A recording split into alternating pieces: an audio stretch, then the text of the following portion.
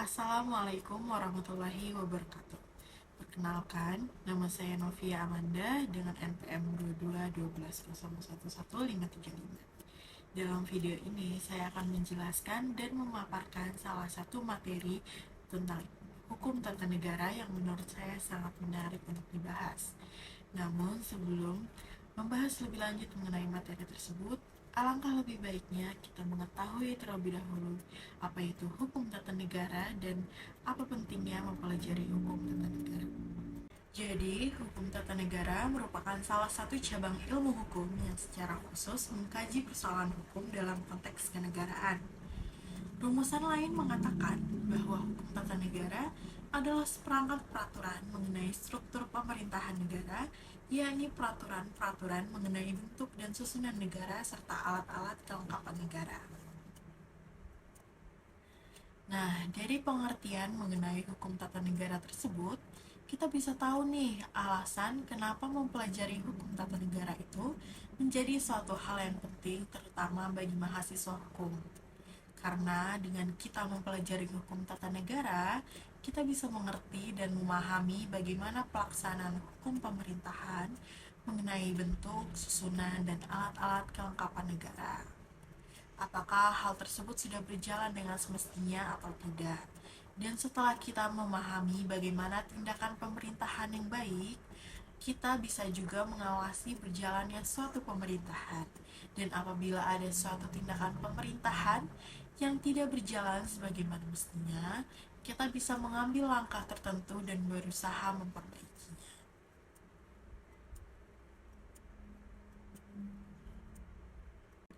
Dalam hukum tata negara, ada salah satu materi yang menurut saya menarik untuk dibahas, yaitu materi mengenai hak asasi manusia.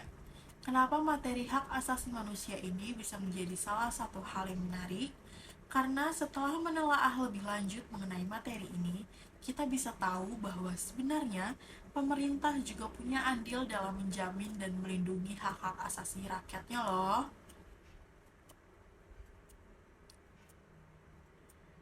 Hak-hak asasi manusia ini adalah hak yang secara universal melekat pada diri setiap manusia. Kenapa dianggap universal? Karena setiap hak ini melekat tanpa adanya hal yang membedakan dari diri manusia tersebut. Apapun warna kulitnya, apapun rasnya, apapun agamanya, hak ini melekat pada tiap-tiap individu manusia. Hak asasi manusia bermula dari gagasan bahwa manusia tidak boleh diperlakukan semena-mena oleh kekuasaan. Karena manusia memiliki hak alamiah atau hak yang melekat pada manusia terlepas dari segala adat istiadat atau aturan tertulis.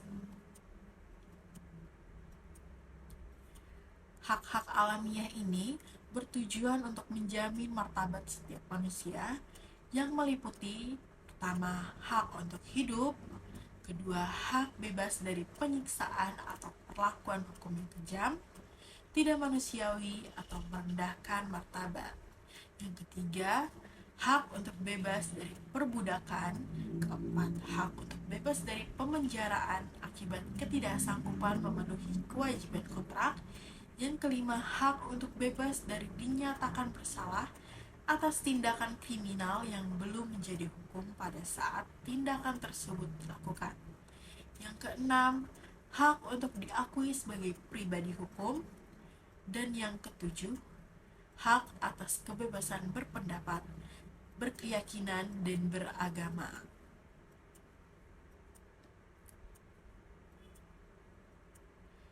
Hak asasi manusia menjadi sebuah komitmen dunia sejak dideklarasikannya Deklarasi Universal Hak-Hak Asasi Manusia atau The Universal Declaration of Human Rights pada tahun 1948 dan makin mendapat bentuk hukum sejak dirumuskannya Konvenan Internasional tentang Hak-Hak Ekonomi, Sosial, dan Budaya atau The International Covenant on Economic, Social, and Cultural Rights dan juga Konvenan Internasional tentang Hak-Hak Sipil dan Politik atau The International Covenant on Civil and Political Rights pada tahun 1966. Antonia Cases mengatakan bahwa Deklarasi Universal Hak Asasi Manusia merupakan buah dari beberapa ideologi, suatu titik temu antara berbagai konsep mengenai manusia dan lingkungannya. Dengan demikian, apa yang ada dalam deklarasi tersebut tidak lain adalah kompromi. Dalam sejarah perkembangannya, hak asasi manusia dapat diperiodisasikan ke dalam 3 generasi hak, yaitu generasi pertama mengenai hak sipil dan politik, generasi kedua tentang hak ekonomi dan sosial, serta generasi ketiga tentang hak atas pembangunan. Penjaminan dan penegakan hak asasi manusia di Indonesia dilibatkan dengan adanya pasal-pasal pada Konstitusi Indonesia, yaitu Undang-Undang Dasar Negara Republik Indonesia tahun 1945, diantaranya terdapat dalam pasal 27 ayat 3, 28 ayat A sampai dengan J, dan pasal 30 ayat 1. Dalam penegakan kasus mengenai hak asasi manusia, terdapat pengadilan-pengadilan hak asasi manusia yang bertugas menyelesaikan permasalahan mengenai hak asasi manusia. Dalam pengadilan HAM internasional, tonggak sejarah pengadilannya selalu terkait dengan kejahatan peperangan. Oleh karena itu, dibentuklah mahkamah yang bersifat permanen sebagai pelengkap dari Mahkamah Pidana Internasional. Mahkamah ini lahir ketika disepakatinya Statuta Roma tentang pembentukan Mahkamah Pidana Internasional atau International Criminal Court (ICC). Yurisdiksi dari ICC ini ada 4 macam, yaitu genosida, kejahatan terhadap kemanusiaan, kejahatan perang, dan kejahatan gerasi.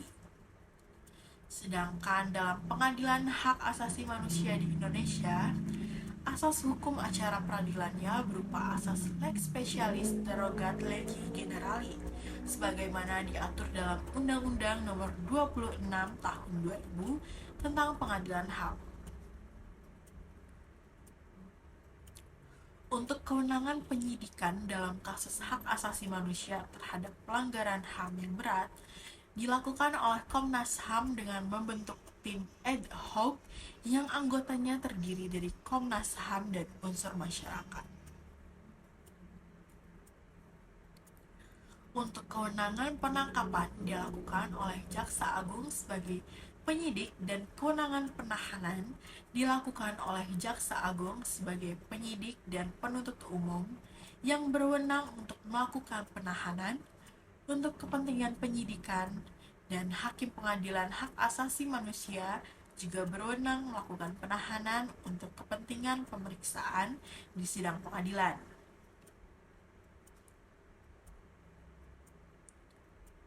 Lalu, untuk Pengadilan Hak Asasi Manusia di Indonesia, proses pengadilannya dibagi menjadi 3 tingkat, yaitu Pengadilan Hak Asasi Manusia tingkat 1, Pengadilan Hak Asasi Manusia tingkat banding, dan Pengadilan Hak Asasi Manusia tingkat kasasi. Lalu, Indonesia juga membentuk suatu badan yang menangani persoalan-persoalan hak asasi manusia dalam rangka memajukan dan melindungi hak asasi manusia bernama Komnas HAM. Komnas HAM adalah Komisi Nasional Hak Asasi Manusia.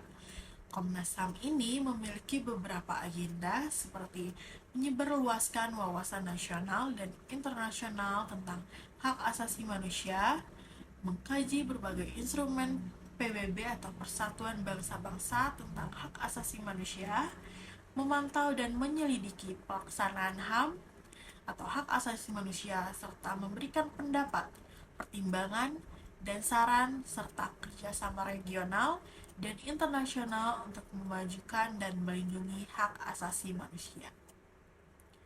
Itulah materi yang dapat saya sampaikan mengenai hak asasi manusia yang merupakan salah satu materi yang terdapat dalam hukum tata negara. Jadi kesimpulan yang didapat adalah hukum tata negara itu merupakan hukum yang mengatur mengenai bagaimana caranya suatu pemerintahan menjalankan suatu tindakan berupa hmm, tindakan-tindakan mengenai struktur organisasi suatu negara dan juga alat-alat kelengkapan negara. Dan salah satu materi yang terdapat dalam hukum tata negara ini salah satunya mengenai tentang hak asasi manusia yang ternyata juga dilindungi dan dijamin oleh Indonesia dalam Konstitusi Undang-Undang Dasar Negara Republik Indonesia tahun 1945. Nah, itu saja materi yang dapat saya sampaikan. Lebih dan kurang saya mohon maaf. Saya akhiri. Wassalamualaikum warahmatullahi wabarakatuh.